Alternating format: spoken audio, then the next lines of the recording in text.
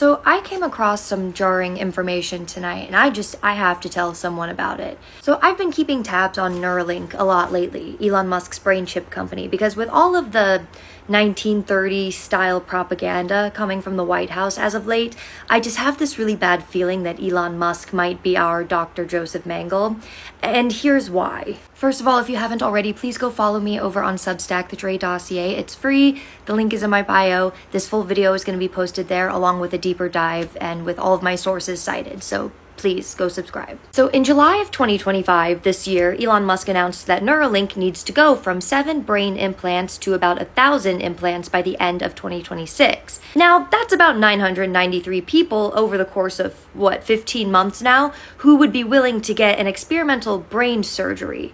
That's like 60 some odd patients a month. And at the rate in which it took him to get 7 done, feels nearly impossible, if you ask me. Now, there are a couple things that have been bothering me, especially about these Neuralink sites, because they have approved through the FDA 2 sites in the United States. One, which is in Phoenix, Arizona at the Barrow Neurological Institute, and the other, which is in Miami, Florida, which is at the University of Miami, which has a big neurological brain study program. Both of those cities also have really, really large ICE detention centers very close by. Now, yes, in Miami, they have Alligator Alcatraz, but they also have Chrome Detention Facility, which is like their super large one where a lot of the intake usually goes through. From December of 2024 to February of 2025, there have been 3 deaths once a month at Chrome Detention Facility, and all of them had to do with neurological symptoms, like brain hemorrhages and seizures and vomiting and the like. Not unlike what a lot of the outcomes of the monkeys that Elon Musk used to operate on looked like.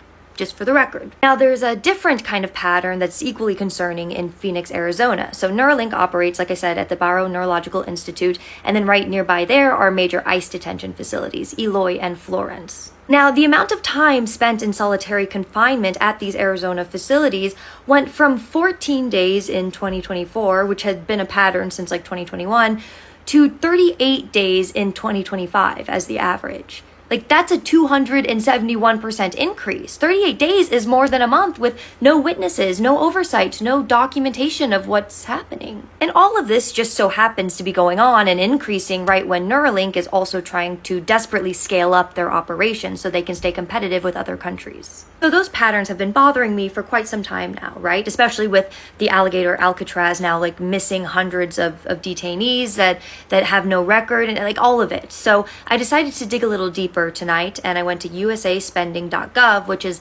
this website where you can search for all of the federal contracts that are made public. So you can search for anything related to, I don't know, the Department of Defense and neurosurgery, for instance. And that's when I noticed something kind of weird happening, because Honolulu kept coming up a lot with DoD contracts and neurological surgery, like over and over and over again. And I'm thinking to myself, why Honolulu? Like, what's going on in Honolulu? I mean, all of them were from the Department of Defense, and they were all for these different neurological services, neurological procedures, neurological surgery practices, and they were all ramping up starting in 2025. And the company that was getting all of these contracts was called NIR LLC, and the work was being performed out of Triple Army Medical Center, which is this really big military hospital in Honolulu.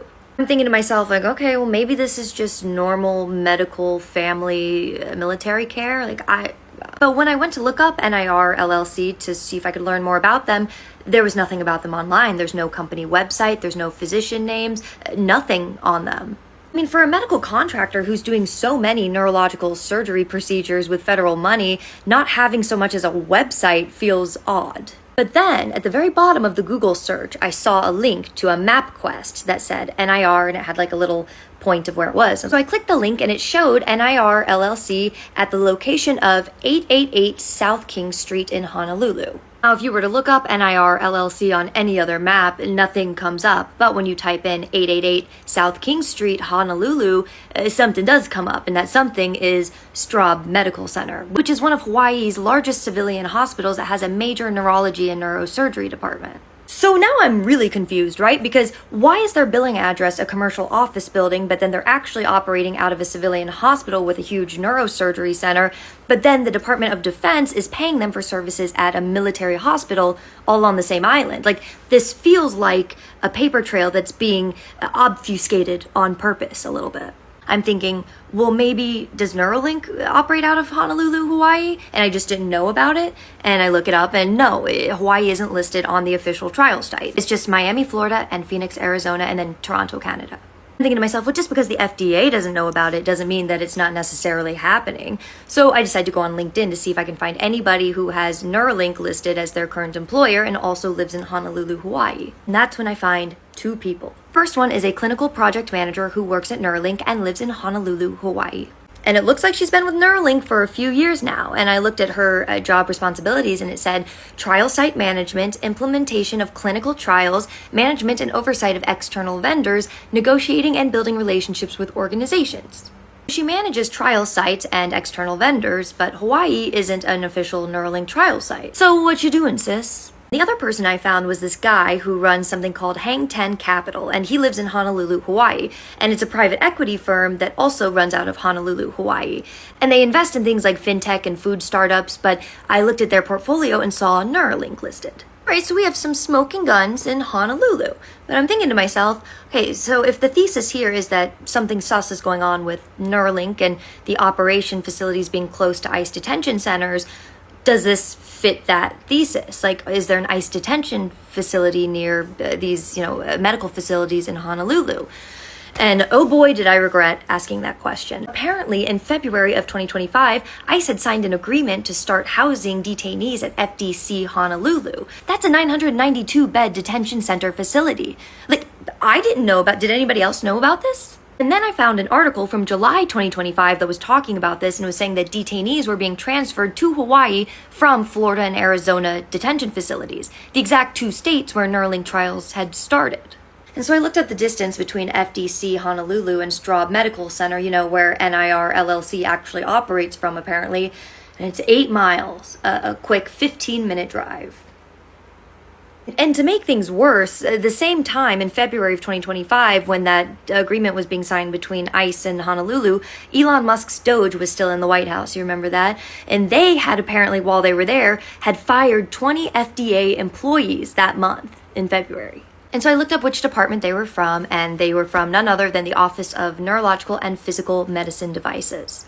Yeah, the exact office that oversees Neuralink's clinical trials. Anyone else feeling a little bit queasy, or is that just me?